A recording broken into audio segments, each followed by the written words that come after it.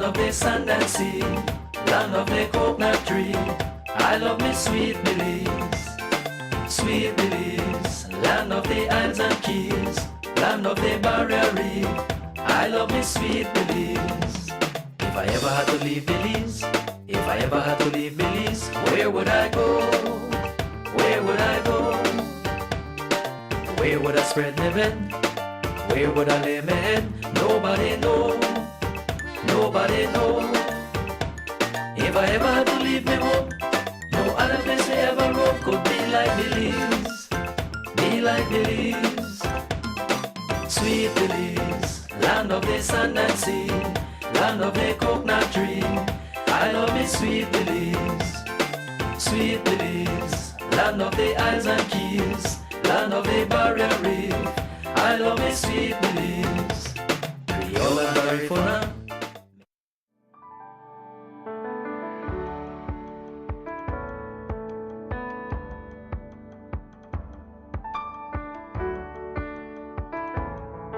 Pleasant good morning. Here we are once again to do our daily devotion. We're going to a passage of scripture that I want to share this morning, and it deals with some very deep issues.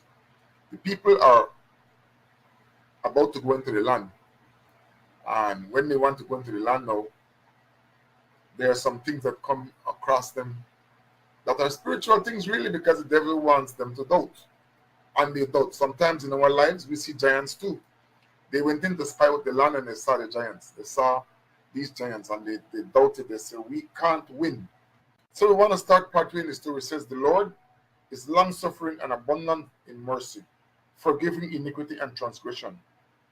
But he by no means clear the guilty, visiting iniquity of the fathers on the children to the third and fourth generation.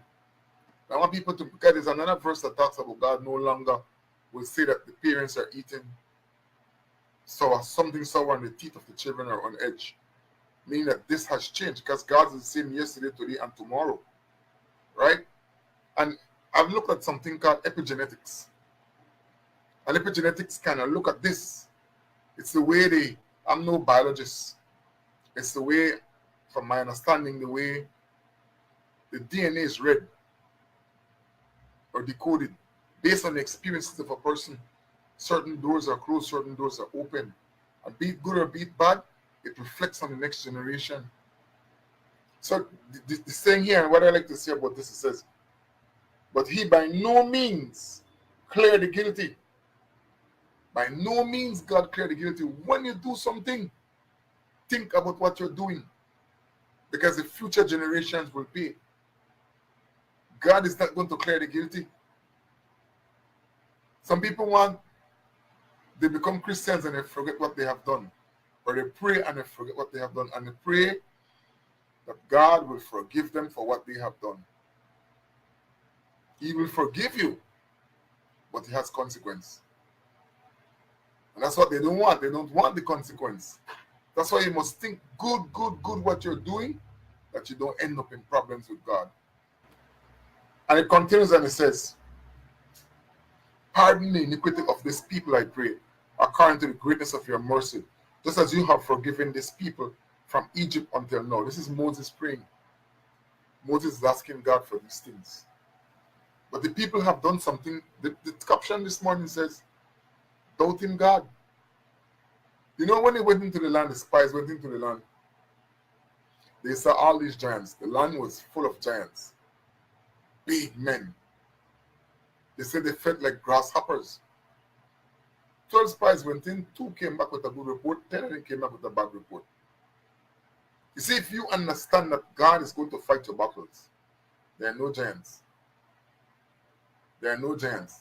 If you understand that God will fight your battles, there are no giants. They saw the giants and they did not see how big God was, or God is.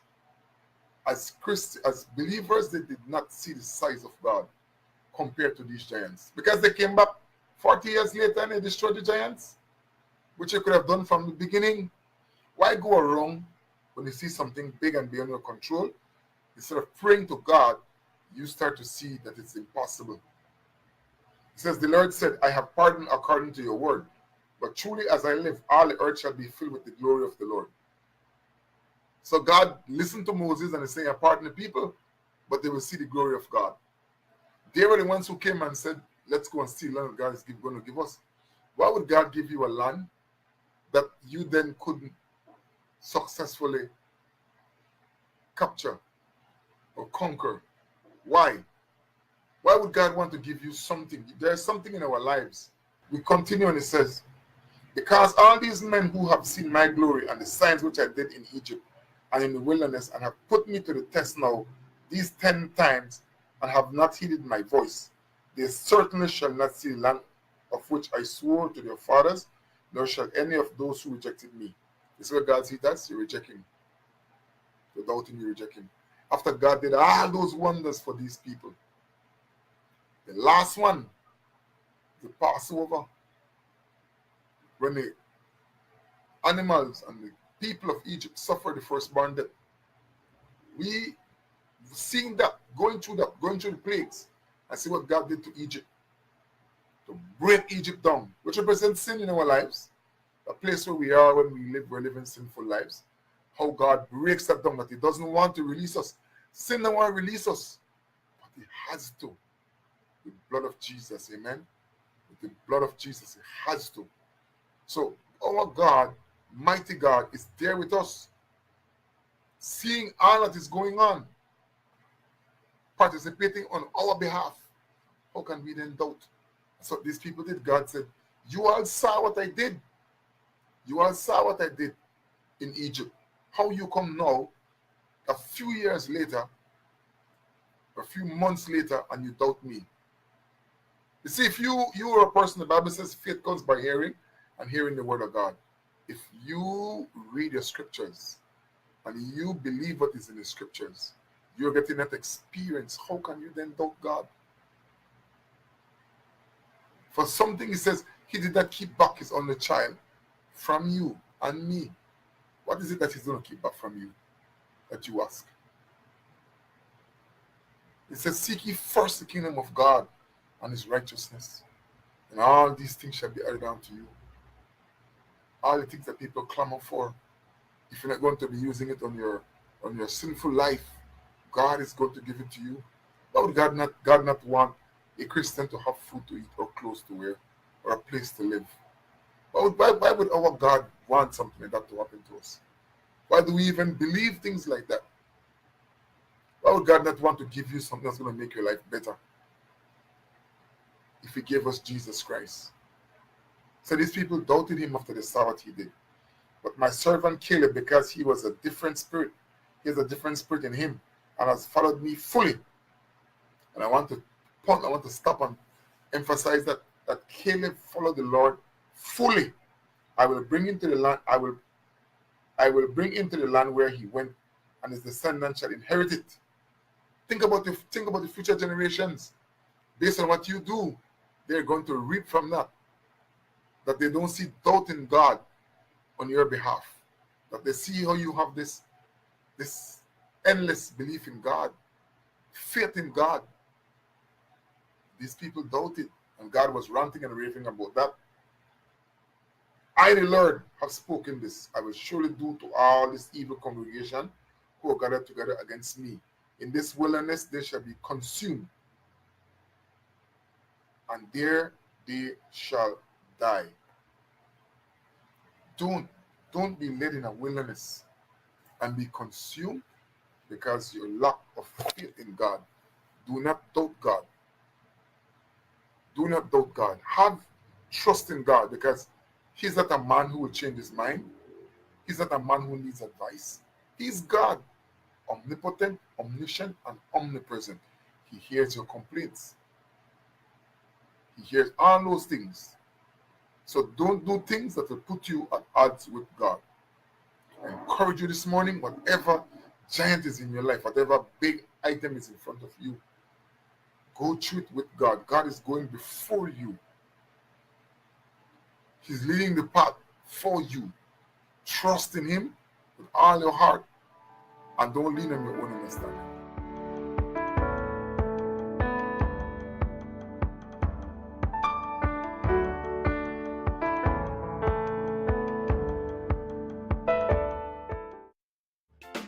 Sweet Belize, land of the sand and sea, land of the coconut tree. I love me Sweet Belize. Sweet Belize, land of the islands and keys, land of the barrier reef. I love me Sweet Belize. If I ever had to leave Belize, if I ever had to leave Belize, where would I go? Where would I go? Where would I spread my bed? Where would I lay my head? Nobody know. Nobody know. If I ever had to leave me home, no other place me ever roam could be like Belize. Be like Belize. Sweet Belize, land of the sand and sea, land of the coconut tree. I love me Sweet Belize. Sweet Belize, land of the islands and keys, land of the barrier reef. I love me Sweet Belize. Creole and Garifuna, Mestizo and Maya, living in peace. Sweet Belize, land of the sand and sea, land of the coconut tree. I love me Sweet Belize. Sweet Belize, land of the islands and keys, land of the barrier reef. I love me Sweet Belize. If I ever had to leave Belize, if I ever had to leave Belize, where would I go? Where would I go? Where would I spread my bed? Where would I lay my head? Nobody know. Nobody know. If I ever had to leave me home, no other place me ever roam could be like Belize. Be like Belize. Sweet Belize, land of the sand and sea, land of the coconut tree. I love me Sweet Belize. Sweet Belize, land of the islands and keys, land of the barrier reef. I love me Sweet Belize. Creole and Garifuna, Mestizo and Maya, living in peace. Attention Belmopan residents. This is an important reminder regarding the proper disposal of debris in our community. As per Statutory Instrument Number 122 of 2005, Section 10, Subsection B, residents are strictly prohibited from placing debris on the buffers. Violating this regulation is considered a ticketable littering offense. Residents are encouraged to use private contractors or contact the Belmopan City Council to make arrangements for debris disposal.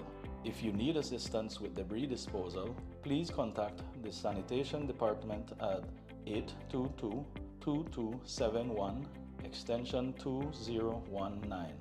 This message is brought to you by the Belmopan City Council. Let's work together to keep our beautiful city clean and safe. Thank you for your cooperation.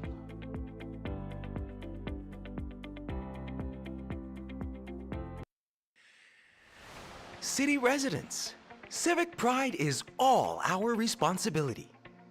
It's about taking ownership of our city and embracing its beauty. But amidst this beauty lies a growing concern: the continuous destruction of city property. And a part of civic pride is taking care of public property.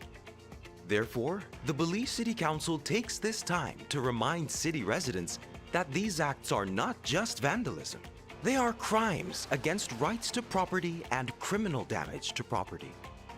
Under Chapter 101 of the Criminal Code within the substantive laws of Belize, a person who, without lawful excuse, destroys or damages any property belonging to another, intending to destroy or damage such property, or being reckless, shall be guilty of a crime. Upon conviction, a person can face up to 1 year imprisonment. We must all do our part to safeguard what belongs to all of us, what belongs to our city. Together, we can make a difference. This is our city. Let's respect it. Your Belize City Council, always about the people.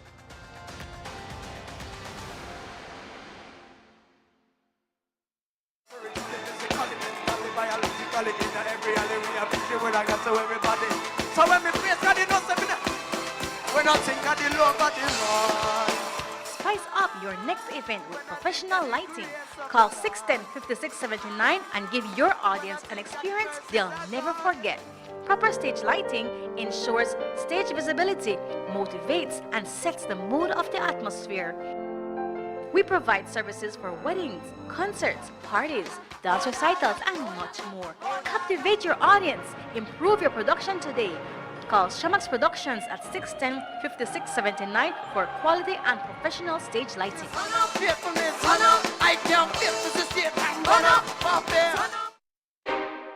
Cyber Realty and Development is the leader in providing solutions to the current land crisis in Belize. For homeowners and investors alike, Cyber Realty is offering special deals on This Saturday, get ready to fire it up down south. 6 grill warriors, 4 weekends, 1 national grill master. The heat is on as top contenders battle it out for $2,000 cash prize. Contestants will be judged on juiciness, presentation, and pure grilling power. But watch out, contestants can be voted off by their own rivals. Join us for food, fire, and fierce competition in Placencia, May 24th, 31st, and the grand finale, June 7th at Doyle Smoke Yard and Catering. Call 620-7147 or 600-2762 for more information. Grill Master Competition, who will reign supreme at the flames? Proudly sponsored by Grill Master, Beef Masters, Rustino's Imports, and PlusTV. Other sponsors include Tri Fitness Club, Alan Paradise Hotel. In May, make Benny's your one-stop shop for appliances. We have Sankey refrigerators, stoves, microwaves, washers and dryers, freezers, smart TVs, and so much more for up to 19% off. Get amazing deals for mom and appliances all May long, and don't forget your B-Bucks whenever you make a purchase to be a part of our Homecation raffle to win $10,000 in December. Benny's, quality and savings. Imagine getting rewards for your spending. Smart prepaid customers countrywide, it's time to level up with Smart Gains. Smart Gains are exclusive, limited-time offers sent straight to your phone. We're talking irresistible rewards. You'll actually want extra credit, bonus data, and exclusive perks, all tailored to you. Because at Smart, we've always got your back. Don't miss out on rewards made just for you. Smart Gains, Smart Savings, Smart You. Smart, bringing people together. Hello Belmopan, welcome back to the second segment in this series of the Trade License Act 2024. I'm Councillor Chris Enriquez, and today we'll be discussing your business productive footprint and how it impacts your trade license fee. Let's break it down. Your business's productive footprint is the square footage of the area where your operations are conducted. It excludes common spaces such as agricultural lands, lobbies, restrooms, stairways, parking lots, storerooms, and shared hallways, unless they are used for profit. Your business falls under an economic classification based on your business type. This classification, as well as your zone, will further determine the rate applied to your business. Hi, I'm Lauren Milton. I'm the Evaluation Manager here at the Belmopan City Council. I know a lot of people keep wondering what we're measuring when we visit their business. So let's take a closer look at what productive footprint looks like for the different types of businesses. As you can see, we measure the area used for business purposes only. This includes retail space, dining areas, or workspaces. For example, here's how the productive footprint is calculated for a coffee shop, a supermarket, and an office space, specifically an accounting firm. Let's take a coffee shop for instance. Here we see the kitchen, the bar, and the dining areas as productive space. What's noteworthy here is that a restaurant and an ice cream parlor has similar productive space as a coffee shop.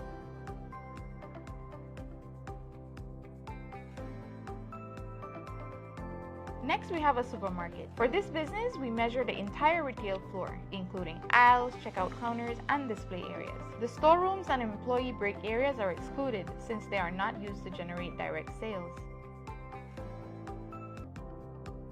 Lastly, we look at an accounting firm office. The productive footprint here includes the client reception, conference rooms, and workspaces where the business's services are provided. Excluded are areas like break rooms, restrooms, kitchen, and non-operational storage.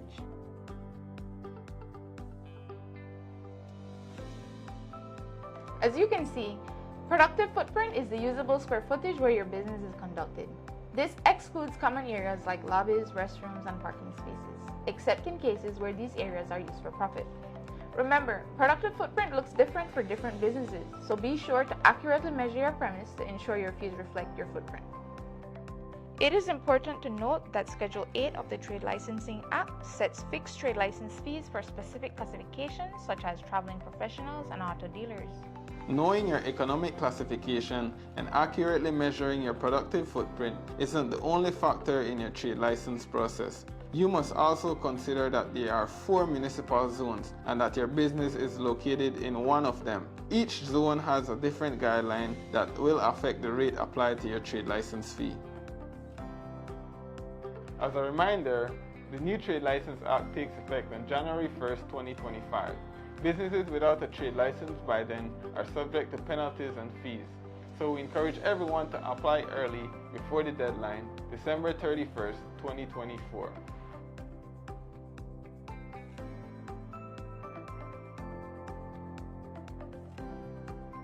Stay tuned to our next segment where we will answer your key questions. Thank you for watching, and let's build a prosperous Belmopan together.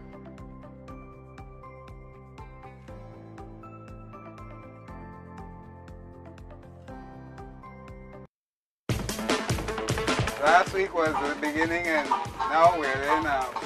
Everybody's prepared.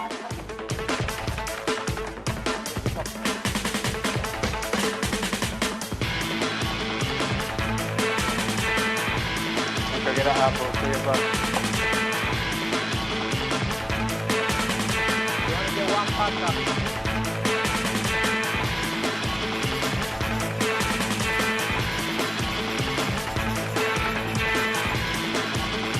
Enjoy it.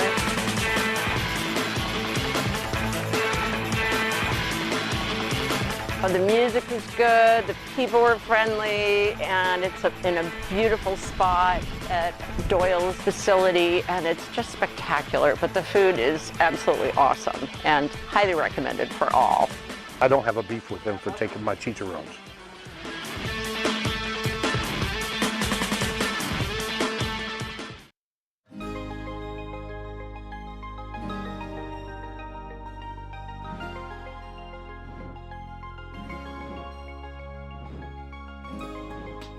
We are here at Highland Estates today to deliver 50 newly constructed studio homes to well-deserving families. We have to say great big thanks to the people and government of Taiwan. Ambassador, please convey our greatest appreciation. This wouldn't happen without you, without your government, without the former president being so inspired, being so impressed by Minister Julius's presentation at that bilateral meeting. The provision of affordable housing is the shared commitment and the common policy priority of both our governments. Taiwan is therefore very honored and pleased to partner with the government of Belize to support such an important program. I'd like to give thanks to the Republic of China. 50 starter homes, ma'am, Ambassador, was done with your government's contribution of approximately 3 million Belize dollars. In addition to that, MIDH came in with our resources and we did the clearing of the bush. We did the surveying and the filling of the lot of a cost of approximately $500,000. Then we worked in collaboration with the utility companies to get some discount, and we managed to bring the cost of bringing power and water here for a cost collaboratively of $500,000. I'm glad for this. and I really appreciate it. This is for my children. This is something that I was like hoping for, longing for. In 10 years, probably in 5 years, when you come back here, you're going to see it totally different. You're going to see some people that have added to their homes. You're going to see more homes being built. We, those that are being blessed and have the opportunities, we take these things for granted, but it's not. These are the things that really start to make people's lives better and give them a sense of purpose.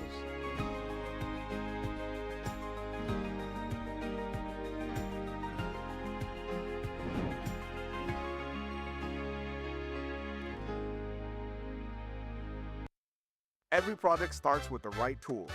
At Builders Hardware, we got everything to get the job moving. Tools, paint, plumbing, electrical, garden, it's all here from construction start to finish. We're also offering a different kind of power tool. Order anytime, anywhere. Pick up in store or get it delivered to your home. Go to shopbuildersbz.com today and save money with our exclusive online deals. Builders Hardware, making it easier.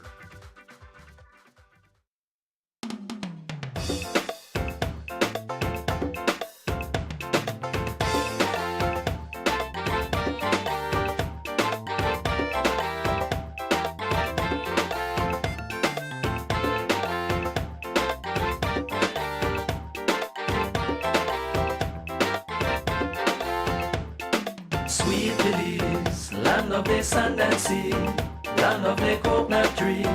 I love me Sweet Belize. Sweet Belize, land of the islands and keys, land of the barrier reef. I love me Sweet Belize. If I ever had to leave Belize, if I ever had to leave Belize, where would I go? Where would I go?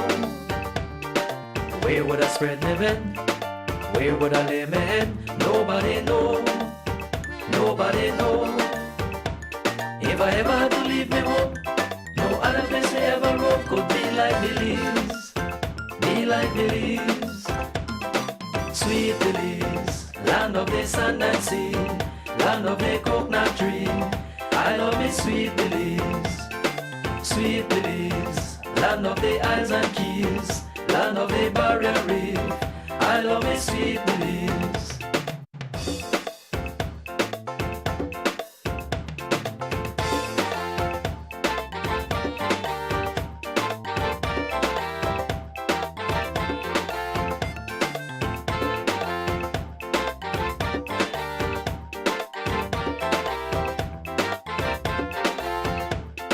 Sweet Belize, land of the sand and sea, land of the coconut tree. I love me Sweet Belize. Sweet Belize, land of the islands and keys, land of the barrier reef. I love me Sweet Belize. If I ever had to leave Belize, if I ever had to leave Belize, where would I go? Where would I go? On a beautiful Monday morning. It is the 2nd of June. That's right. We are in the 6th month, which takes us to kind of halfway through the year of 2025. And it's a pleasure to be in your homes on this beautiful morning. So whether you are watching us from north, south, east, or west, thank you. I continue to travel the country and meet so many of you that say you watch Rise and Shine. We're grateful. Those of you who watch live, those of you who watch the repeats in the evening, and of course those of you who watch us in the nights or on the weekends. On Sunday, we tend to put together a marathon of the Rise and Shines that were done through the week, and you are able to watch them one at a time and to enjoy a repeat. So we are grateful for that. And let's start this morning with the weather report. And the weather report today calls for June the 2nd, which means that we are in the season for hurricanes. I think if we could open up the AC, leave it, make we cool off the room still feel a bit warm. It's going to be a warm day today, you know, so we got to make sure that we're drinking water and so on. Generally, fair weather conditions will prevail. Sunny skies with some cloudy spells today and cloudy at times tonight. Showers or thunderstorms will be isolated with a slight increase in shower activity expected, mostly over inland areas this morning and mainly along the coast late tonight. Winds are blowing from the east to southeast at 10 to 20 knots with choppy seas and waves 3 to 5 feet, which is not bad at all. Temperatures inland are expected to be around 96 degrees Fahrenheit as the high, 74 as the low, 89 degrees on the coast, and 82 degrees as the low. In the hills, 82 degrees will be the high, and 68 will be the low. On Tuesday and Tuesday night, skies will be cloudy at times with a few showers and isolated thunderstorms affecting the country, especially over the south. So that is our weather report. Only to say that since we are now starting with the hurricane season, that we will start to study also the Caribbean Sea, Atlantic Ocean, because the temperature of the Atlantic Ocean is going to determine how active a season we are going to have.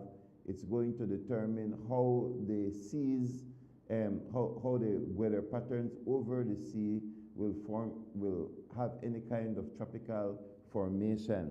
At the beginning of the season, we normally encourage Belizeans to, whenever you go out to shop, start putting aside a couple of tin foods. So you buy some sausage. I love the little sandwich spreads, some tuna, or whatever it is that you have. Little money, maybe you spend maybe $5 or $10, and you just set aside in your area that you store your groceries, and those are going to be for emergency time. You should not really, especially if you know that your budget is tight, your budget is small, you should not wait until we hear that a hurricane is going to strike Belize before you purchase. That is going to affect your bottom line if you wait and then you have to go purchase. Prices may go up. Some items may begin to disappear off the shelves very fast, and you won't be able to have them for the emergency. And you may be busy securing your location, and you can't go out to purchase what you need.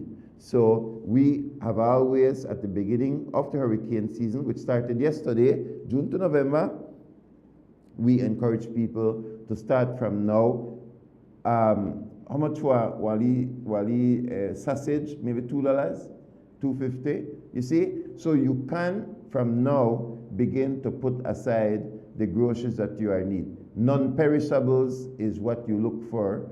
Things that are in a can that you can set aside and use just in case.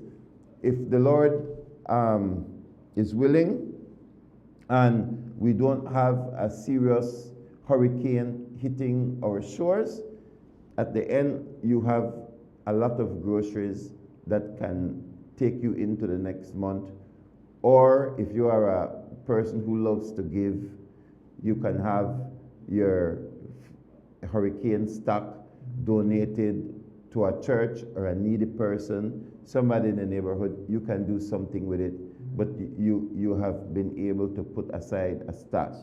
And of course, we grew up on savings where our parents wanted us to put a little money aside whenever we had different opportunities to earn a little money. I could remember when we were very small, the banks used to give out some little pouches that you could put your money in. So there were some pouches for 5 cents, 10 cents, 25 cents, 50 cents. Back then, we never have the dollar coin like we have today, but we could have like a little booklet, and you take and you push into those little pockets the little extra 10 cents and 20 cents and so on that you made. So it's a great idea to, just like how we save, we encourage saving for hurricane season, that we also encourage people to save money. As we go along, there is something better than saving, which is investing. And investing works kind of almost the same way, where you don't just save money in the bank, but you take a portion of it and you invest it in maybe a land.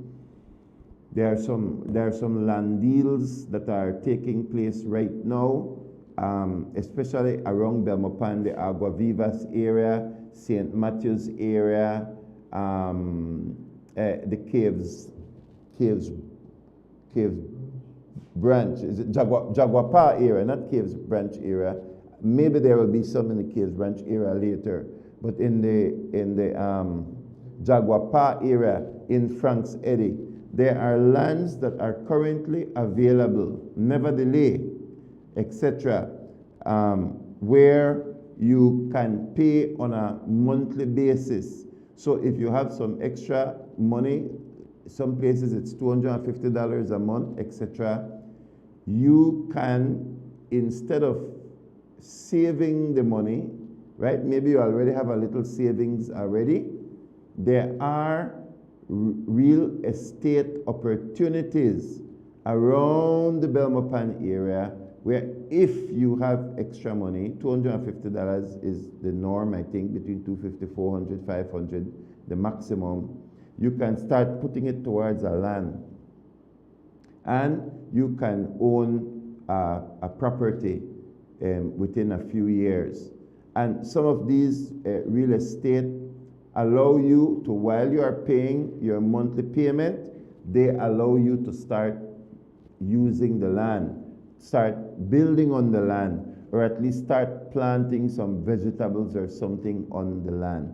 So there are half acres, 1 acre, there are sometimes 100 by 60, 100 by 75 lots. It varies depending on the project, but there are sufficient projects out there in and around Belmopan. There may be some in other parts of the country.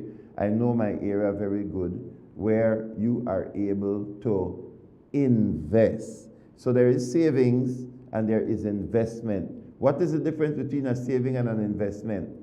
The savings, if you put in $500, $500 will be there for you.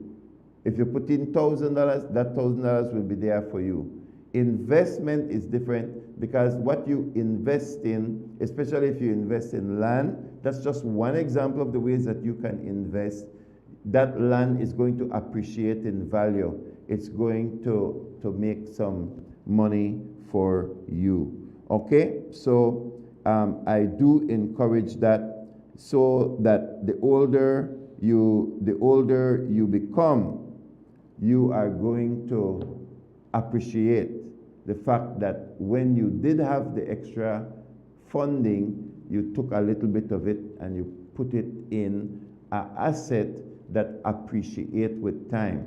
So there are assets that depreciate with time. Depreciate means it begin to value less over time. If you buy a motorcycle, a bicycle, a vehicle, over time, right, they get cheaper. Not sure you can't sell your vehicle at the same price where you buy it for. You can't sell your vehicle for more than you buy it for. You 10% for less because over time the value goes down. But there are also things that you can invest in that appreciate. They go up in value. Here in Belmopan, some people build a small little apartment behind their home and they begin to rent it out to students. Belmopan is the capital of Belize,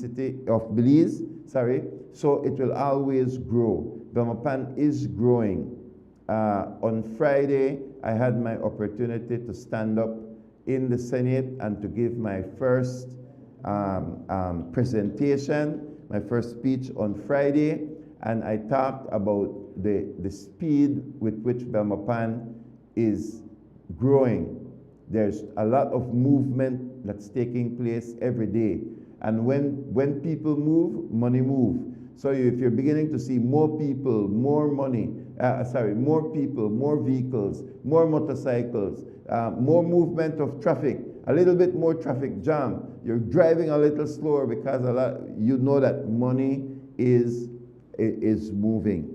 The economy is moving, all right? So maybe PUP are saying, oh, the growth rate is this, and UDP is saying, no, the growth rate is something else, and they can go back and forth, etc. But there are tangible ways that you can watch and you can see that the economy is growing. So maybe you had 5 Panades shops, and then now you're at 7, 8 Panades shops. The guys who are moving around carrying with their little motorcycles that are taking tacos here, taking tacos there, then they're bringing fried chicken this way, and the next thing they're going in the next direction and they're getting supplies from builders hardware and they're taking it to another spot, and you begin to see the increase of traffic. Money is moving, people are moving, the economy is moving, economy is growing. Right here in Belmopan, if you just stop at the stoplight, yes, we have one single stoplight in Belmopan so far, but if you stop at the stoplight, you will see that right on your right hand side, if I am facing like I'm going out of Belmopan, the Atlantic Bank has made a major investment at the corner with a huge building.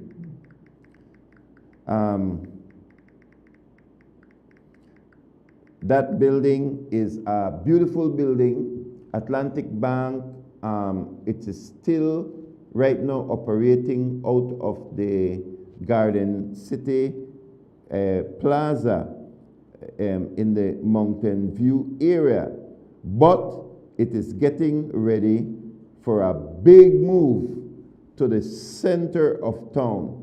And when the Atlantic Bank moves there, it is going to be the largest banking structure in Belize. It will be bigger than the other banks. Won't call their names, but that is like a statement that Atlantic Bank is confident in the growth and development of Belmopan. That is what that means. And then, if I go a little farther, you will remember that Social Security just also built a huge structure a couple years ago, and that structure, I think it now houses the Prime Minister's office, etc. It is called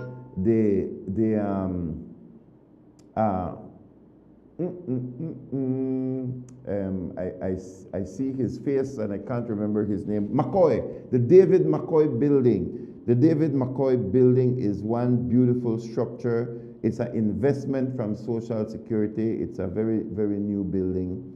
Had some minor issues, but I think they have resolved that now. And then across from that, Holy Redeemer Credit Union. Holy Redeemer Credit Union up on a little hill, on a property there, right beside the Belmopan Comprehensive School. There is a huge, beautiful structure that they're putting up. And there are several more buildings that have gone up. Right beside the Belmopan Market Plaza, there's a huge peach building, and more buildings are going up in the capital city. I mentioned in my speech the 4 new BPOs that have come to Belmopan. So what am I saying? Belmopan is growing. There will always be then the need for apartment structures. People are going to live in Belmopan, near Belmopan, and Belmopan is going to continue to grow. So that type of growth that you are seeing there, you can make an investment in Belmopan and benefit from it as you retire. We have a caller on the line. Brother Fem is not with me this morning. He's sitting on the sidelines, but he's here with me physically, just not on the air. 822-2031 is the number to call. We have our first call. Caller, good morning. Morning, Louis. Good morning to you. It's good to for you to give a rundown on all the developments happening around Belmopan. That is good. Belmopan is a growing city, yes, indeed, from 1970. Those things are all good, but I guess what people would also want to hear from you as one of the leading morning talk show hosts is the whole situation of the airport security contracts. I mean, that is a hot topic right now. So it would be good if you could, if not today, you could do your research and inform residents of Belmopan and the wider population as to what's going on with the airport security scandal. Thank you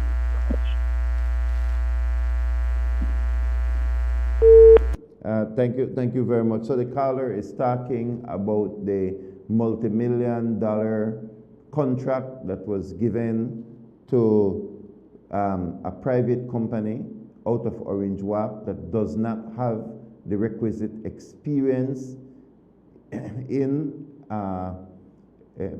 security, much less securing a very important sector which requires very specific types of training, which is the airport, the airstrips. And so I think Channel 7 is on the tip of the spear when it comes to bringing out information on it. What can I say about it? It's totally wrong. It's totally wrong because we have a process that is in law that where a contract exceeds a certain amount of money, there is a tendering process that must happen. In the case of the airport authority, which is responsible to oversee the management, the development of flight and the airport and the maintenance of the runway, ensuring that the infrastructure is able to grow with the needs of Belize. So there's an airport authority, there is a board, so they are charged with that responsibility. And I was watching Channel 7 earlier this morning in which they pulled up the legislation which states very clearly that there needs to be a tendering committee. So the board on a whole is supposed to select a tendering committee. That tendering committee should have put out tenders. And if it is a closed tendering process, which I do not believe in, I have not believed in it for years, and I'm not going to change my mind about it. I believe that tenders should be open. What do I mean by that? That the information should be published to the general public rather than to specific engineers or specific construction companies or to specific security companies. I believe that all tenders should be public. So I want to put that out there as number one.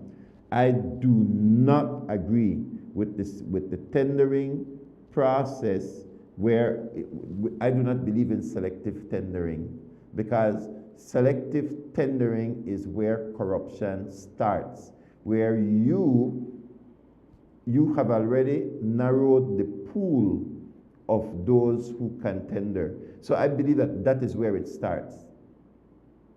Because you can, in selective tendering, you can manipulate the tendering process where you get one good person and two bad ones. And then that's the one that you wanted to give it to. They are in the bunch with a few others that cannot compete, you see? So I do not believe in selective tendering. I need to put that out there from now. So in my opinion, they went wrong from there. Now the law allows for it, under certain circumstances, but I believe the law is enabling corruption. So I want to make that very clear. So I believe that all tendering should be open, and then open tendering means you put it out into the general public. All the companies that are interested in participating will then submit their documents. That is your job as a tendering committee, to go through all of the documents. Don't tell me it's too much work. That's what you're paid for. And you narrow it down. And the opening of the tender should also be public. The opening of the tenders should be public. And then your tendering committee can then narrow it down. And in that way, those companies that are unable to meet the standard, they at least were able to place a tender. So you don't meet the standard, you tendered at your own risk because there is a tendering fee. And so you lose your fee. Over time, you will begin to tender for that which you qualify for. But open tendering should allow for that process to work its way out. The best companies for that project are going to rise up to the next level. And then from there, you can select now the best company, but it's done in an open way. It is done in a transparent way. So there is a contractor general. What is the purpose of a contractor general? The purpose of the contractor general is to ensure that the tenders, that first of all, the tender process is lawful. And then secondly, that the contracts that are in the final selection are up to par, and that the winner of the contract meets and exceeds the expectations, the qualifications, the ability to not only start the project, but to finish the project. So we have tendering laws. The aviation board has their legislation. The processes are there, but did they follow it? And so it appears that they did not. They did not. So this is simple. In my opinion, the contract is unlawful if it does not follow the law, right? Follow the law, lawful. Do not follow the law, unlawful. It's not a PUP matter, it's not a UDP matter. It is a matter of whether or not they follow the law. So if they don't follow the law, it needs to be voided. The contract needs to be voided. That is just really how I see it. Rather than trying to explain why, just cancel the contract and let the process run according to how it is supposed to run. So really and truly, that's how I see it. This is a multi-million-dollar contract. Multi-million dollars should not just be issued and distributed, stamped and sent forward, right? Now, my question would be, what are the penalties for those who went ahead and gave a contract contrary to the law and the process? I would want to discuss that, because if there are no penalties for those who issued the contract, if there are no penalties for those who issued the contract illegally, then it's going to continue to happen because there are no penalties and they just hope that they get away. And if they not get away, it wasn't me. And so if they don't get away, then it goes, if they don't get away, it wasn't me. And if they get away, well, they come up big.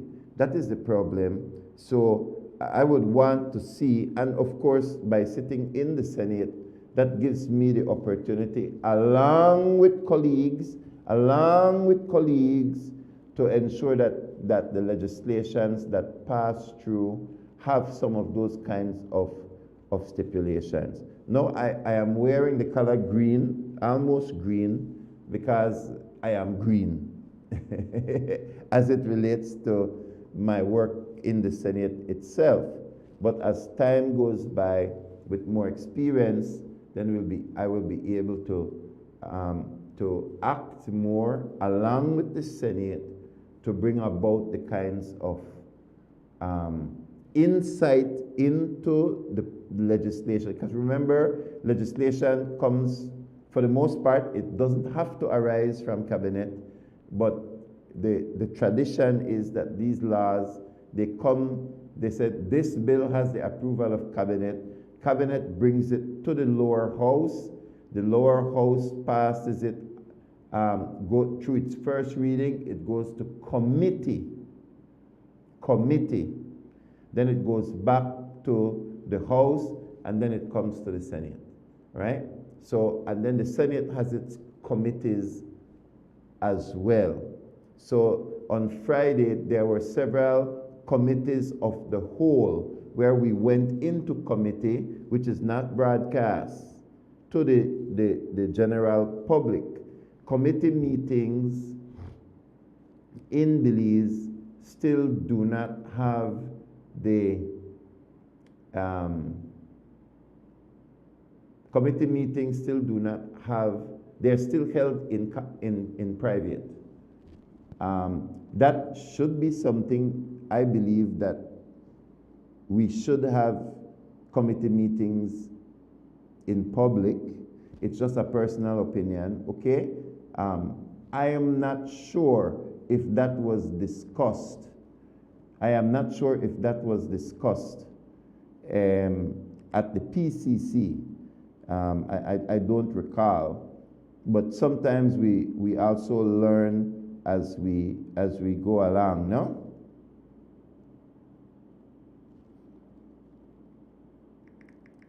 So I hope that I have answered the question for the caller. So back to the issue of saving and land, all right? So there are places around Belmopan where you are able to save, where you are able to invest, and you put your money in. Don't be waiting on government to get a piece of land.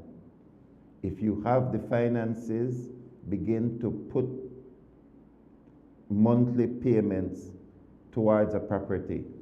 Those of you who belong to a credit union, if you belong to a credit union, if there is a small piece of land for sale, save at your credit union, so that if a piece of land comes up for sale, you can work it out with your credit union that you can purchase that piece of land. Don't be waiting on government.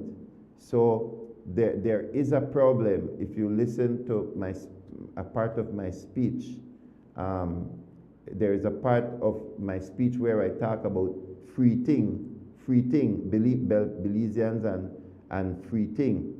That maybe I will find it, the exact spot, and play it this morning. But I want to, first of all, deal with the requests coming from the unions. And we are going to play our first clip. We have a clip with the president of the Belize National Teachers Union, the BNTU.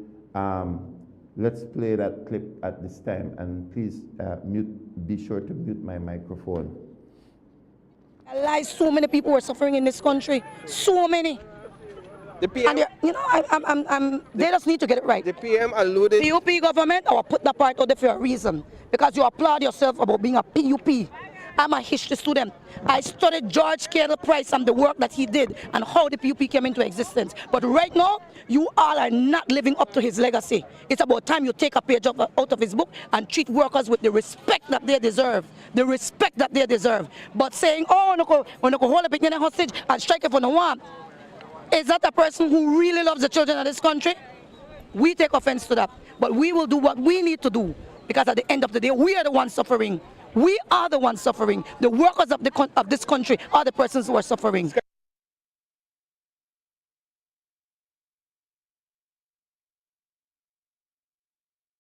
According to you, brother, and I say that with respect, Honorable Bersenio, according to you, my teachers are holding the students hostage.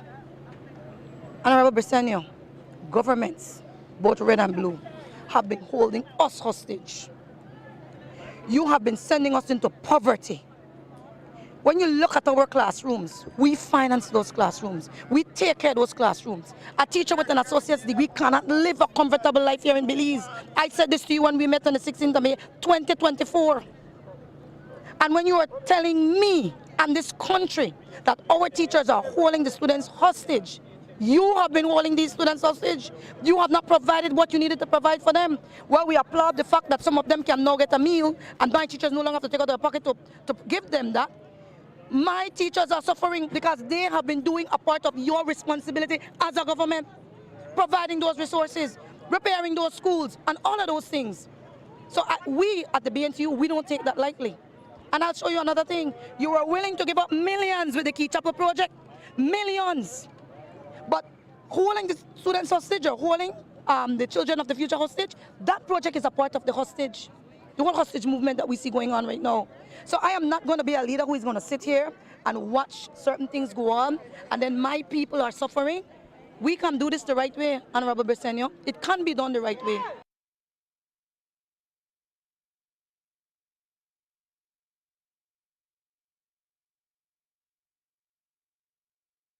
I will be talking about the Carl Kirchner Memorial Hospital workers union situation separately. But first we'll start with the teachers. All right, so teachers form a foundational, play a foundational role in the development of our children. So the primary institution is the family, where a child begins to learn their values. They begin to, the informal education takes place. So there is a process of education that takes place in the home.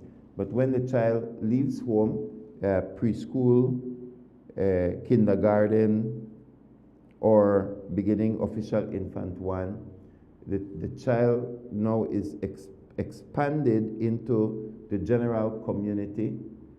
All of the children belong to parents, primary, but in the first instance, but they are all our children in the sense that we will develop these children into productive citizens. So that's the purpose of school. The school belongs to the society. It is an institution of the society. So teachers are doing a job not just for the government. Teachers are doing a job not just to put money on the table. Teachers play a very, very important role in the formalizing of the development of the child to become a productive citizen. That's why the school is an institution. And where families are weak, and we know that in Belize, families are weak, then the teachers play a significant role in filling the gaps where the family is weak. So teachers should be compensated comfortably. I was a teacher for 14 years. I was a part of the unions. I participated in many strike action and I don't know if I participated in strike action.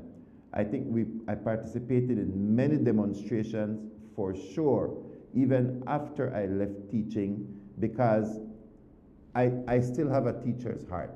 And so every time the teachers go out, I do feel a sense of we are on the streets again. I don't think that teachers just naturally want to be protesting, but there are certain victories that the teachers have brought that benefit not only teachers, but they have benefited the entire country.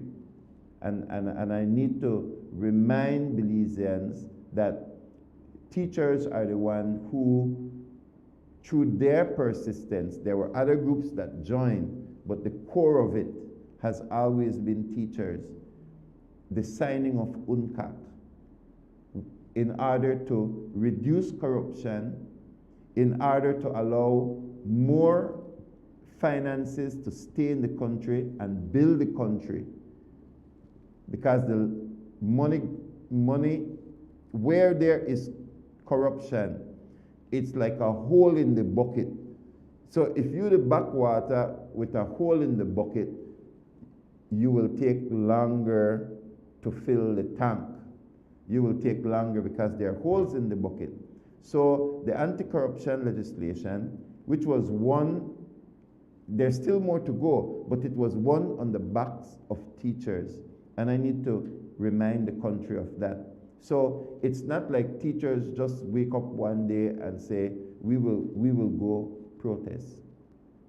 So why are the teachers on the street? Number one reason is because of the pandemic. During the pandemic, the teachers and public servants received a pause on their increments because the country was going through difficult times. We could all see the difficult times, and legislation was passed through the House that when the government got up and said that the country was losing $1 million a day, we could not afford paying teachers, paying public servants, so let's hold off on their increments. We're not going to send anybody home, but we're just going to freeze everything. So monies that the teachers would have benefited from did not go to them because the country was performing poorly. Now, we have to ask ourselves, is the country still performing poorly? What's the answer? No, right? No. The country is not performing poorly. How do we know that? Well, the government gets up and the government says, look at our numbers. GDP growth, 8.5, lower unemployment rate. So why? Because that the government just won an election, and I think a worthy win. I've said that it's a worthy win. It's very clear that Belizeans want the People's United Party to continue to administrate the affairs of the nation, etc. I think they're doing a good economic job. I gave you a description earlier to show you how well Belmopan is doing. And I travel the country so I can see the development that is taking place around the country. Okay? Now, so I want to explain the whole situation so that you can see at least my thoughts, my full and complete thoughts on the issue. So, at the point in time when the government say we are doing well, and then the government is saying, well, we've done so well, and our CEOs have demonstrated such great ability to bring the country to this great economic place, then the teachers go, well, I'm still here struggling. That's what happened, you know. It is based on a boast. It is based on a boast that the government come to the people to say the economy is doing good. So the teachers and the public servants say, well, well, you know, when we were doing bad, we took our cut. And that was a painful cut. I need to make that very clear, because I was one of the persons that sat here at this very same desk, and the teachers were very angry with me because I was the one who said, I support the cut. And of course, that was a difficult thing for me to say at the time, because I don't like when teachers get a cut, okay? But why was it difficult for me at the time? Well, because there was a pandemic on. The pandemic was on. And so I took my licking from the teachers. I stood my ground. And I can also say that my colleague who preceded me in the Senate, which is Senator Bengoshe, Bishop Bengoshe, he voted with the government for that cut. And again, he took a licking. Well, he took a more licking than me because he's the one who had to vote. I was just like a person just saying the country will lose $1 million a day. In my opinion, that warranted a freeze on everything. In my opinion, when the country is losing $1 million a day, right, that's all our problem. It's all of our problem. So, who took the brunt of the lick? Teachers and public servants. Teachers and public servants took the brunt of the lick when we were going, as a country, we were going through a tough time. So I want to make it clear that I supported the cut to teachers during the pandemic. I stand by it. If the pandemic happened again, I would take the lick that the teachers give me, and I would still vote. If our country ever go into crisis, I would vote. But hear me out well, that when that crisis is over, why should we continue to keep teachers and public servants in the bind? It is not fair. It is not fair. So why are the teachers out on the street? The teachers are out on the street because the pandemic is over. We are 4 years past the pandemic. Government is the one who came out and said the economy is doing good. We can see that the economy is doing good. Is it not time for the teachers who took the lick during the pandemic, is it not time for them to enjoy then the benefits of the growth? See, I say yes. Because if the CEOs can enjoy the benefit, why not the teachers? So, like, that's what I believe. Now, there is a problem though. There is a problem. You see, in 2 years' time, and I don't think the government has said this publicly, I've not heard it, but in 2 years' time, 2 years or so, a big loan is due. A big loan is due. It's a payment of a principal of about $125 million. And that money does not yet exist. That money does not exist. So in 2 years' time, there's a huge payment to be made. And that payment, no money not get put up yet.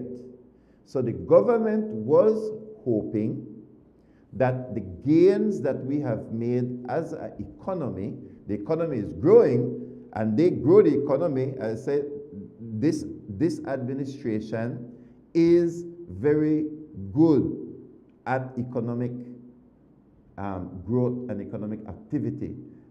Kudos, Senator Courtney, Senator Chris Koye.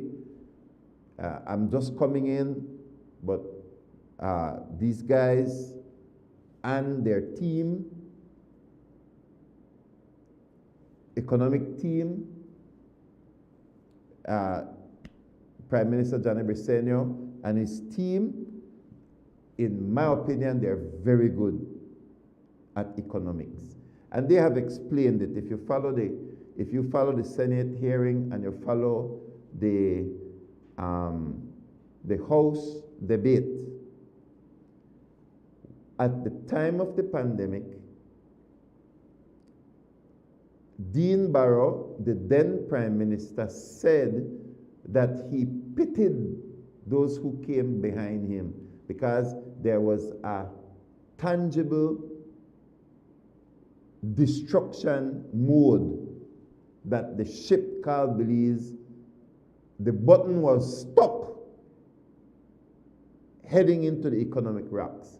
So as far as Dean Barrow's limited eyesight, and I have always said before that the economy, the United Democratic Party and economy don't go hand in hand.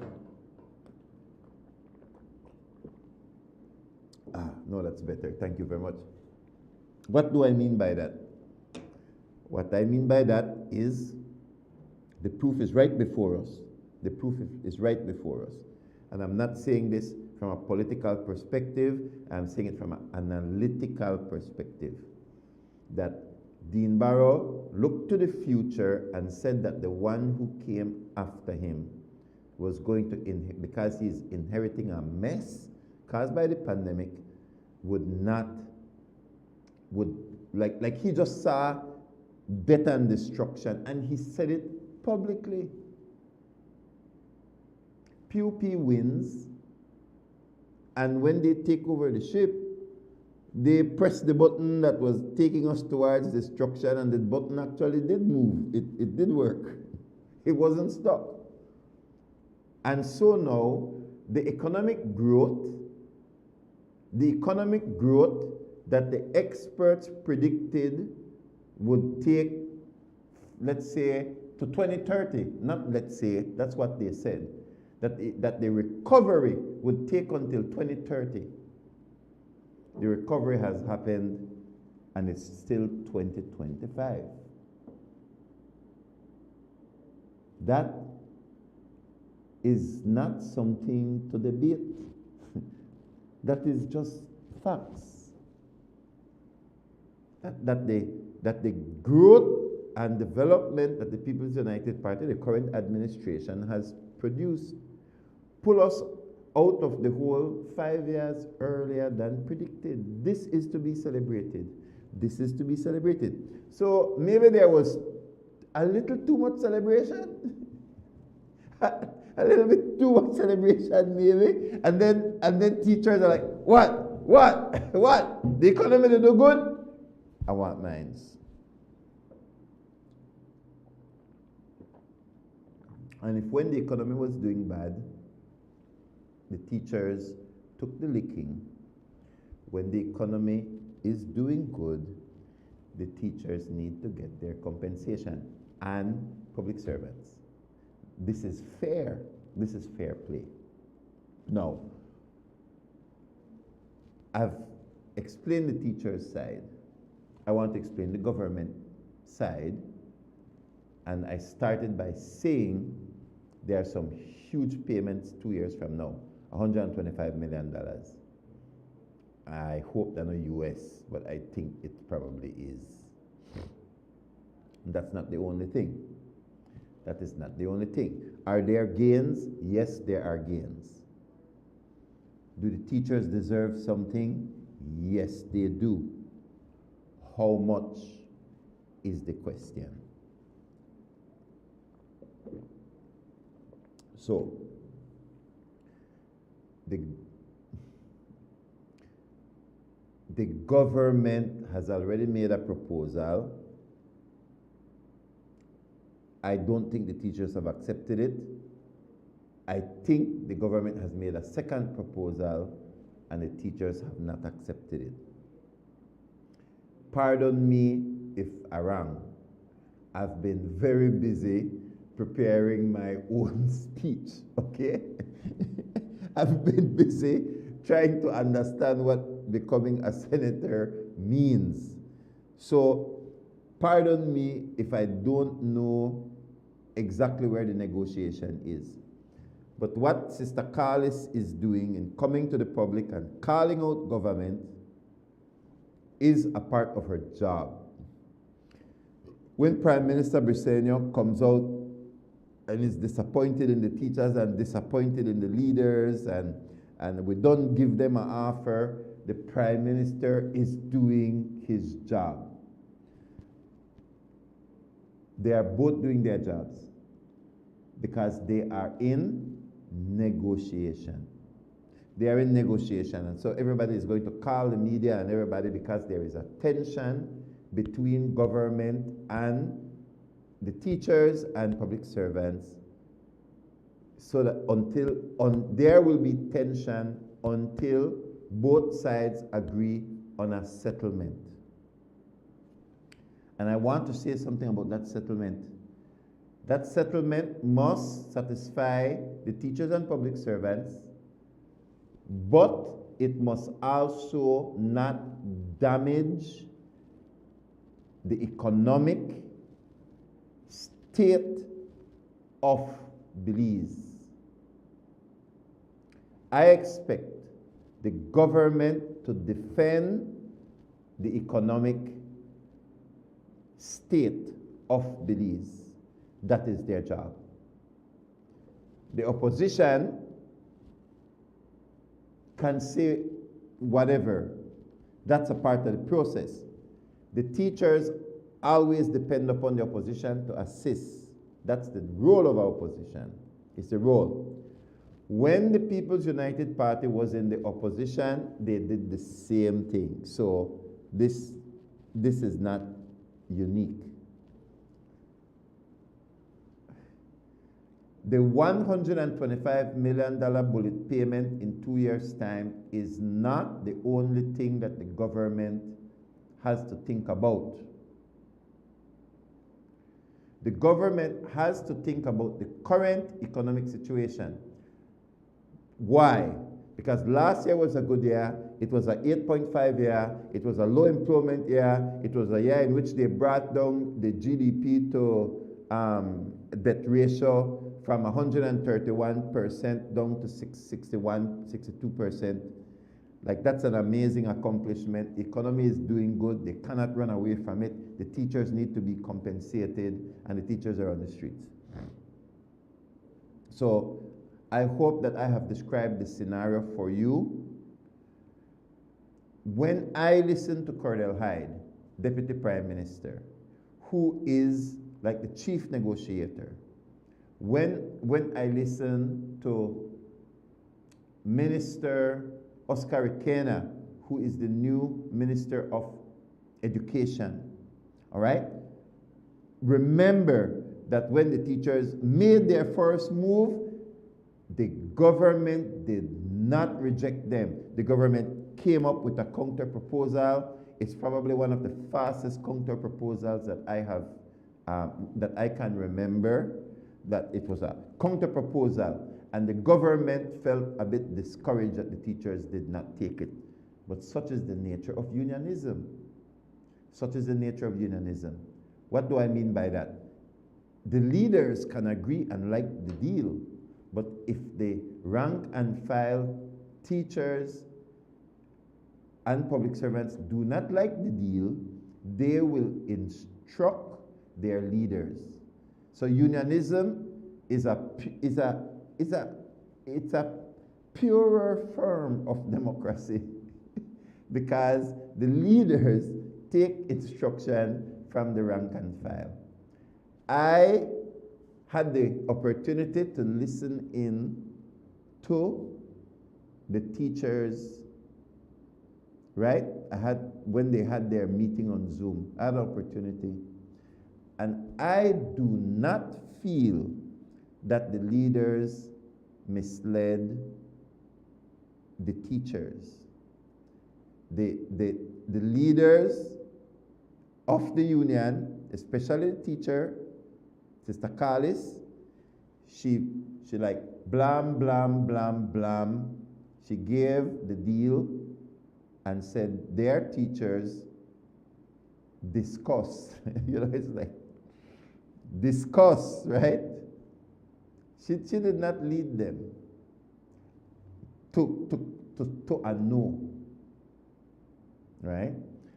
The teachers vex, and I think that's one of the things, right? Because the teachers vex, and when the teachers vex, they will not accept the first offer. So, to me, that's what happened.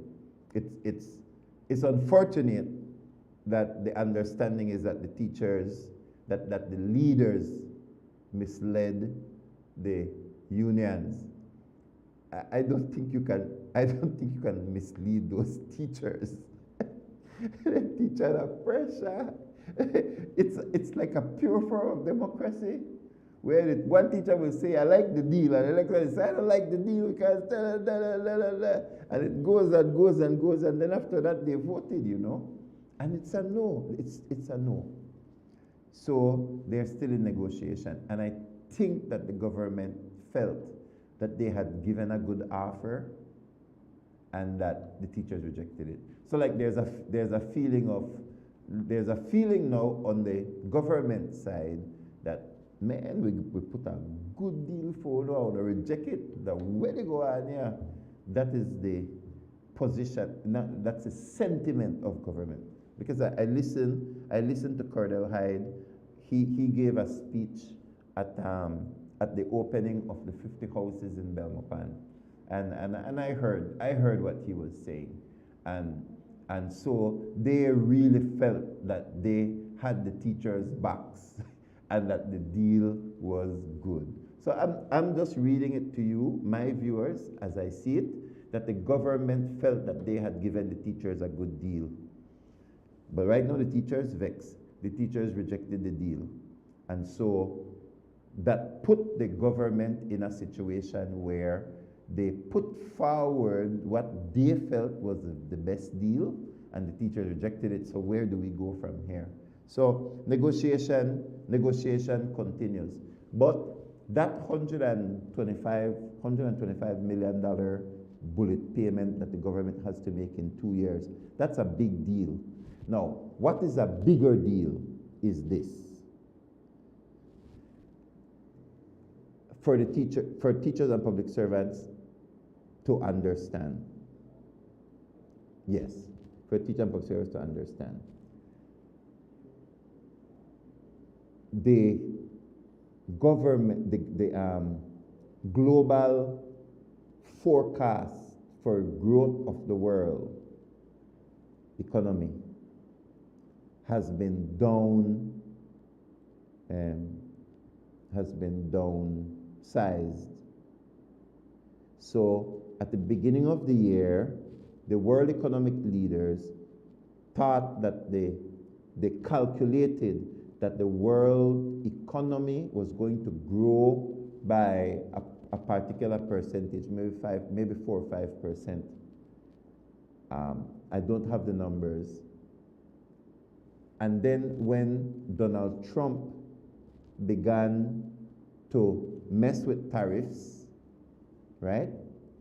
Mess with tariffs, which Donald Trump said he was going to do that. He campaigned on it. He won American support on it. And so he has a mandate to do it. I need to make that very clear. that Donald Trump is not crazy. He is strategic. He knows what he is doing. You could not like what I say. That's okay. And okay. But Donald Trump is disrupting. He is actively disrupting. He's not disrupting by mistake. Donald Trump believes, and he campaigned on it, that America is getting an unfair share in the economics of the world, of how things they run. They allow everything to come in, everybody to come in, can sell your product, whatever it is, and American products are not getting the same treatment around the world. That is what he campaigned on, and he won on it, and he, as the leader of his country, is orchestrating the plan he campaigned on. I'll take a break, and then we'll talk the effect of Donald Trump tariff restructuring on the Belize economy. We'll talk about that after the break. The main reason why government of Belize is concerned and is trying to protect the pot. When we take a break, and we'll be right back after these messages. Sweet Belize, land of the sand and sea, land of the coconut tree. I love me sweet Belize. Sweet Belize, land of the islands and keys, land of the barrier reef. I love me sweet Belize. If I ever had to leave Belize, if I ever had to leave Belize, where would I go? Where would I go? Where would I spread my bed? Where would I lay my head? Nobody know. Nobody know. This Saturday, get ready to fire it up down south. 6 grill warriors, 4 weekends, 1 national grill master. The heat is on as top contenders battle it out for $2,000 cash prize. Contestants will be judged on juiciness, presentation, and pure grilling power. But watch out! Contestants can be voted off by their own rivals. Join us for food, fire, and fierce competition in Placencia, May 24th, 31st, and the grand finale, June 7th at Doyle Smoke Yard and Catering. Call 620-7147 or 600-2762 for more information. Grill Master Competition, who will reign supreme as the flames? Proudly sponsored by Grill Master, Beef Masters, Rustino's Imports, and PlusTV. Other sponsors include Tri Fitness Club, Alan Paradise Hotel. In May, make Benny's your one-stop shop for appliances. We have Sankey refrigerators, stoves, microwaves, washers and dryers, freezers, smart TVs, and so much more for up to 19% off. Get amazing deals for mom and appliances all May long, and don't forget your B-Bucks whenever you make a purchase to be a part of our Homecation raffle to win $10,000 in December. Benny's, quality and savings. Imagine getting rewards for your spending. Smart prepaid customers countrywide, it's time to level up with Smart Gains. Smart Gains are exclusive, limited-time offers sent straight to your phone. We're talking irresistible rewards. You'll actually want extra credit, bonus data, and exclusive perks, all tailored to you. Because at Smart, we've always got your back. Don't miss out on rewards made just for you. Smart Gains, Smart Savings, Smart You.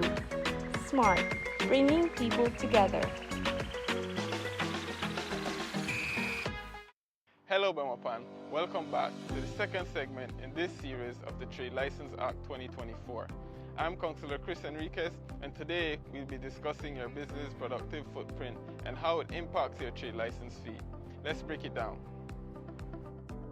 Your business's productive footprint is the square footage of the area where your operations are conducted. It excludes common spaces such as agricultural lands, lobbies, restrooms, stairways, parking lots, storerooms, and shared hallways, unless they are used for profit.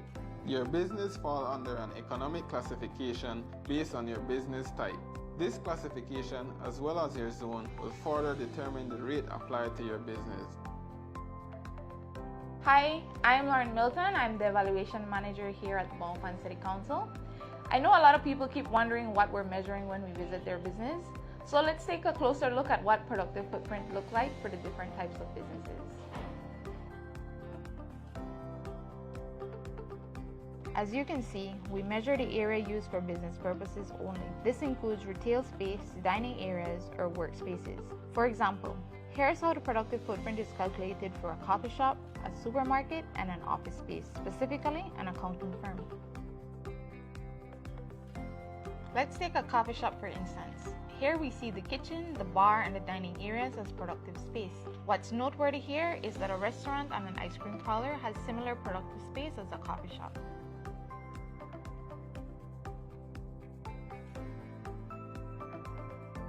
Next, we have a supermarket. For this business, we measure the entire retail floor, including aisles, checkout counters, and display areas. The storerooms and employee break areas are excluded since they are not used to generate direct sales.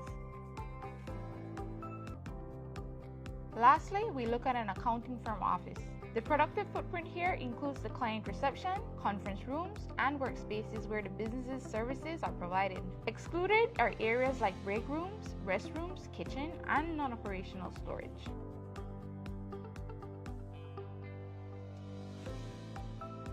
As you can see, productive footprint is the usable square footage where your business is conducted. This excludes common areas like lobbies, restrooms, and parking spaces, except in cases where these areas are used for profit.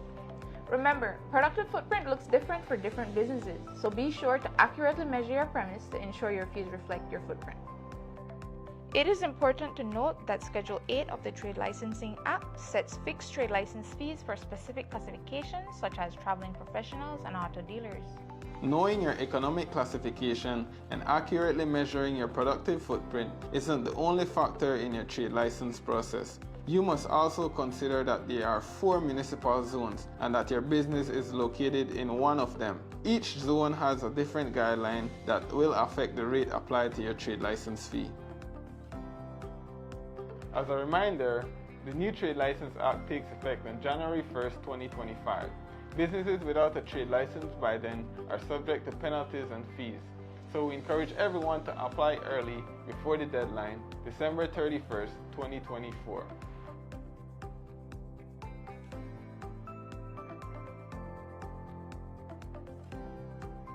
Stay tuned to our next segment where we will answer your key questions. Thank you for watching, and let's build a prosperous Belmopan together.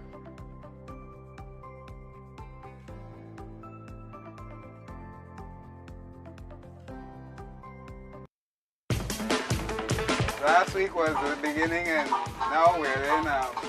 Everybody prepare.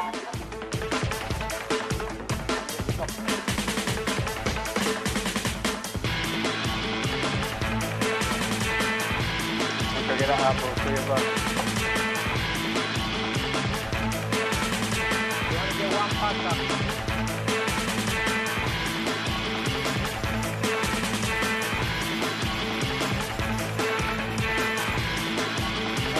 Enjoy it.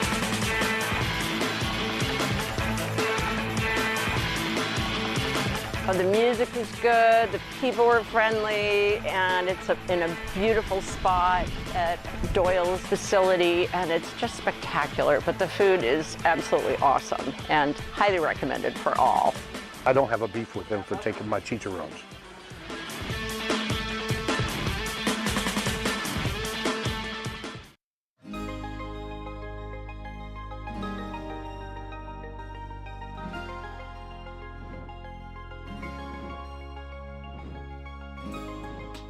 We are here at Highland Estates today to deliver 50 newly constructed studio homes to well-deserving families.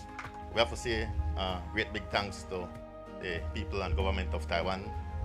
Ambassador, please convey our greatest appreciation. This wouldn't happen without you, without your government, without the former president being so inspired, being so impressed by Minister Julius's presentation at that bilateral meeting. The provision of affordable housing is the shared commitment and the common policy priority of both our government. Taiwan is therefore very honored and pleased to partner with the government of Belize to support such an important program. I'd like to give thanks to the Republic of China. 50 starter homes, ma'am, Ambassador, was done with your government's contribution of approximately 3 million Belize dollars. In addition to that, MIDH came in with our resources and we did the clearing of the bush. We did the surveying and the filling of the lot of a cost of approximately $500,000. Then we worked in collaboration with the utility companies to get some discount, and we managed to bring the cost of bringing power and water here for a cost collaboratively of $500,000. I'm glad for this, and I really appreciate it. This is for my children. This is something that I was like hoping for, longing for. In 10 years, probably in 5 years, when you come back here, you're going to see it totally different. You're going to see some people that have added to their homes. You're going to see more homes being built. We, those that are being blessed and have the opportunities, we take these things for granted, but it's not. These are the things that really start to make people's lives better and give them a sense of purpose.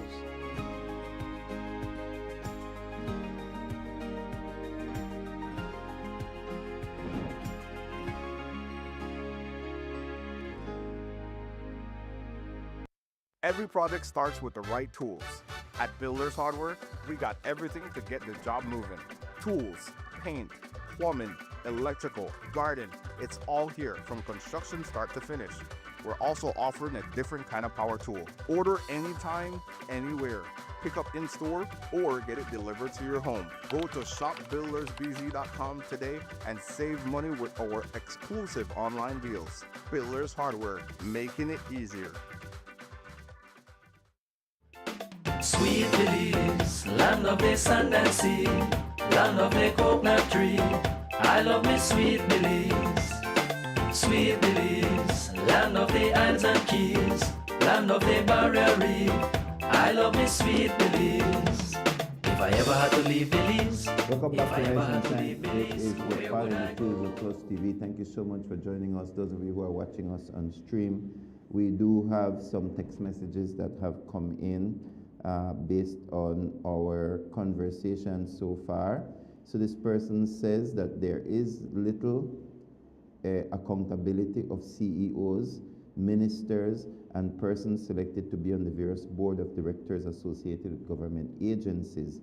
History shows that those persons have directly and indirectly facilitated hustling and corruption over the decades and have walked away with money or land or both without any being held legally responsible.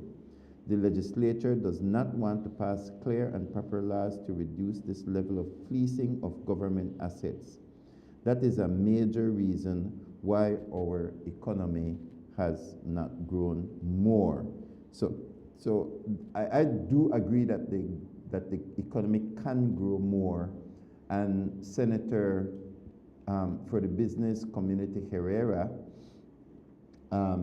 he gave an example of the land hustle, where you have these portions of land that government officials purchase at very low prices, or they purchase it knowing that somebody else owned the property. And then when government has to take it away back from them, even if they paid very low prices for the land, when government takes away the land from them, government has to pay market price. And so that's like an easy scam to perpetuate. But a scam like that also requires corrupt public servants. So I know that this person talk about directors of boards, ministers, and CEOs. But don't forget the corrupt public servant who is a part of the issue. So there are ways that we can grow the economy, but I don't think that it's dollar for dollar the way it is put out into the public, well, if you could give CEOs the money, why you can't give teachers the money? It's not that simple, because the money quantum don't add up. It's like my child saying, watch how you buy a bicycle for my first son, watch how you buy the bicycle, and then why I can't get a car. It's like bicycle, car. A bicycle is $400. A car is $10,000. So not because one is affordable means that then what the other request is must also be approved. There are 25 CEOs and 15,000 government workers. 25 CEOs and 15,000 government workers. It's not the same. The quantum is not the same. So this person says, how I hear all you're saying. He said, but how does the government find the money for the CEOs? How about the contract paid out to the security firms and no work was done? Now we have another bill owing to Dean Barrow. It's not just Dean Barrow, it's also the one whenever show up the House meeting. His name escapes me. Hugo Pat. Boy, I have a whole, that's a whole another can of worms that you open there. That thing is so terrible. It is so terrible. It is so terrible. Because what the government was trying to do was to reduce corruption. That's what it was trying to do, was to reduce corruption in an era that it thought it could have dealt with the issue. But they made one error. And the error is that it seems the court is saying that they did not give these individuals the opportunity to respond. Those individuals, I think they were called before the committee. They were called before the committee. So it didn't give them, when the report came out, it didn't give them an opportunity to respond.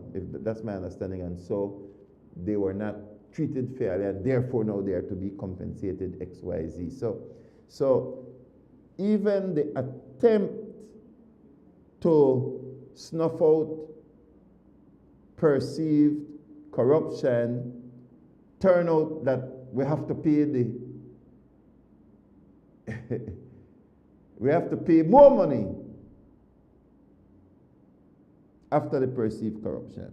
That's why I said I don't want to get into that. Just give Dean Barrow what owed to him and just make it go. Please make it go. That's my opinion on Dean Barrow. Make it go. Care shine with you. Care shine. Give the country a break. May the era of Dean Barrow end. On that. How much money you want? Please go. And let's run a country. So that I've spoken already about the contract to the airport. It's wrong. It's not following law, and it needs to follow law.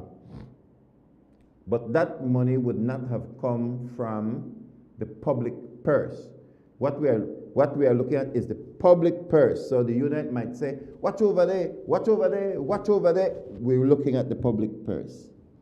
because that money, the bulk of that money for that contract will be over a period of time, and it will be attached to those who travel. So if you travel, when you travel, the tourists that are coming, etc., that millions of dollars will be attached to the ticket. So that's not the public purse. The public purse, let me see, I think there are other comments that are here. How they find the money for the CEOs? Well, because the economy was doing good. And so they found 300,000. But the economy is doing good, and they find 300,000, but is the economy doing that good that it can now pay 15,000 people the same thing? So it's like, oh, well, 24 CEOs get it, so we could get it too. I don't buy that argument.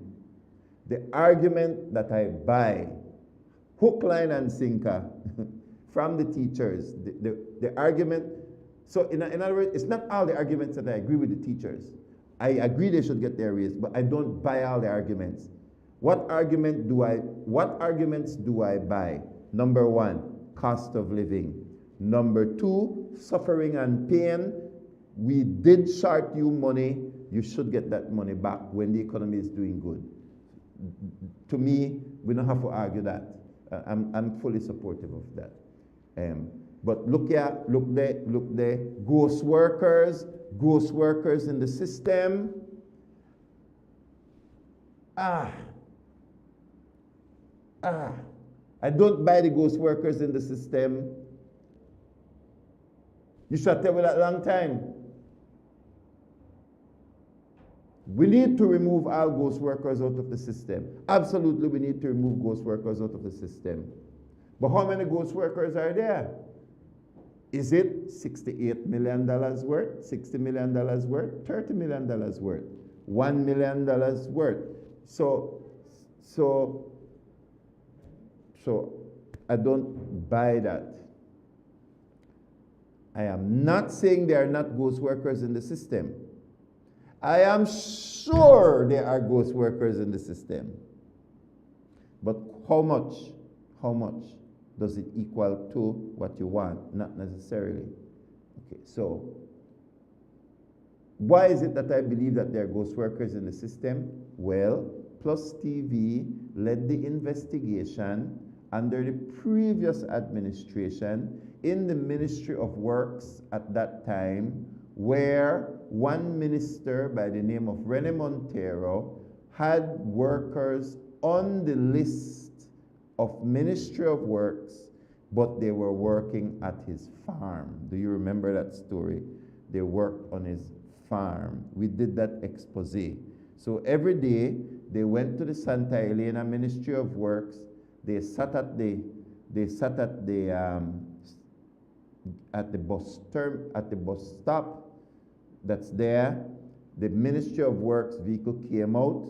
They jumped in the back of it, and those Ministry of Works people were taken to the farm, and they worked on the farm.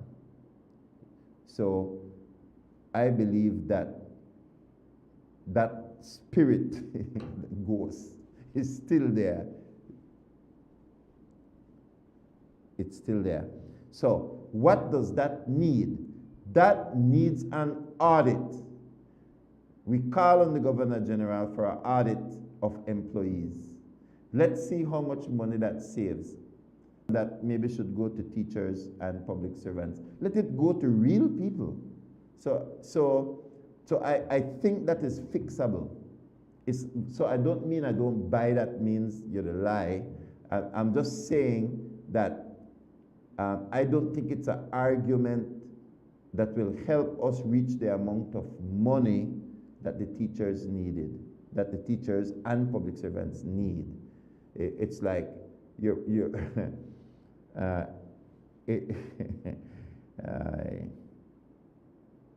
it's like this.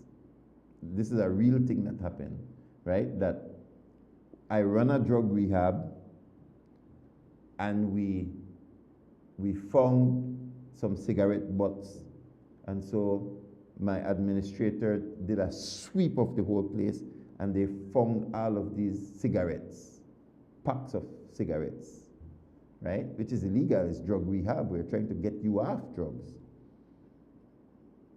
So now we're coming down heavy on them. All of a sudden they have demands. Oh, the food not nice, the bed no make up good, the this, the that. I tell them, you know what, I hear nothing from you right now. I said, go back, so. I don't want to hear a single complaint from you. If you may tell me this last week, I may believe. If you tell me it next week, I'm willing to look into it. If you may tell me from before, certainly we could have deal with it. But you know, to come with me after I just done boss you, now you to come with demands. I don't want to hear no demands. Go back, so. All right, but of course that's not teachers union. But so to me, the ghost workers thing is not legitimate. But here are the two things that are legitimate from the teachers. One, they suffered. They should be compensated when the economy is going good. They are the ones who, the rebound of the economy is on the backs of the teachers and public servants. They took the lick. Why should they not enjoy some of the benefits? They should. And then the second reason is cost of living. Now, in my senatorial speech, I did touch on the issue of cost of living. Okay? Now, as it relates to the second reason why government is concerned about the economy. Number one, I told you already, in a couple of years' time, there is the need for 125 million bullet payment beside the interests, beside the interests that are due, that we pay every year. A bullet payment of the principal is coming up in a couple of years. That is a concern for the government.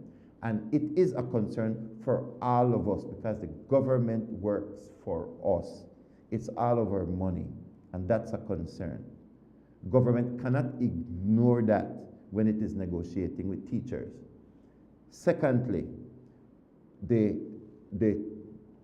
Trump tariff restructuring and global economic restructuring has upset the natural predictability of the economic performance of Belize and of every other country. This is not a lie. This is not a unique to Belize situation. This is not something where government they make up. It is a fact that there is a ripple effect globally of what the Trump administration is doing in manipulating tariffs, that he has a mandate to do. He campaigned on it, but it does have an economic effect. Uncertainty in the market, uncertainty in the global market makes new investors say, I know I invest right now. If I used to buy 20 million, I know I buy 20 million right now. I don't know what will happen. I will buy 10. Travelers, boy, I mean, don't set aside my money for go travel to Belize. But what will happen? I'm not sure what will happen. Donald Trump said everything is going to work out fine. It'll take 3 to 6 months. But right now, there is uncertainty in the market. I'm not going to Belize this year. I'm going to put off my vacation. This is happening. This is not a lie. This is a fact of life, that the economic projection for Belize has gone down. The projection of the extent of the growth has gone down, and it is uncertain. Now, you will not tell me that if you have a home and things good, you spend, and then you find out that there will be 5 hurricanes that will hit Belize this year. 5 hurricanes. You will tell me that you will continue spend while?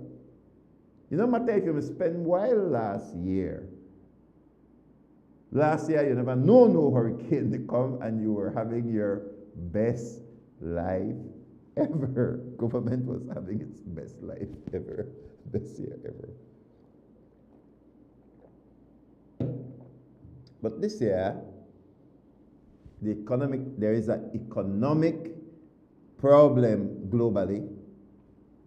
Here in Belize, tourism has already slowed down, and the BPO, which is the big money earner right now, has already slowed down. So it's like the ship that was last year and the year before, the ship that was going, is not going, And in that environment, the teachers and public servants and the government are negotiating their salary. So let's keep them in prayer. I trust that both teachers and public servants can walk away with something that can help improve their standard of living, and that the government can negotiate something that we can enter into the storm of the rest of 2025-26 and our bullet payments for 2027 that will not sink us. Do not kick the ball down the road. Down the road does not look good. And me not to give you no political spin. I am telling you what is. You could believe me, you could not believe me, but those negotiations are important. I trust that both groups can walk away. We could say that the teachers, they negotiate for we. That is not true. The teachers and public servants are currently negotiating for themselves, for their improvement. The government is negotiating for us. It is not correct to think that the government is some group that is apart from us, that have money where we don't know about. This is a fallacy. This is a fallacy. All right? So those are my closing comments for this morning. From all of us here at Rise and Shine, God bless you. See you tomorrow.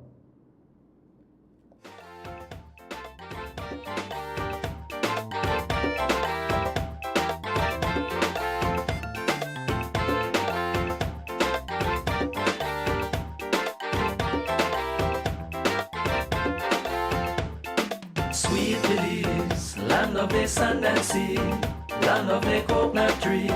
I love me sweet Belize.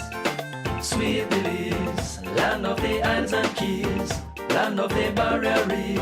I love me sweet Belize. If I ever had to leave Belize, where would I go?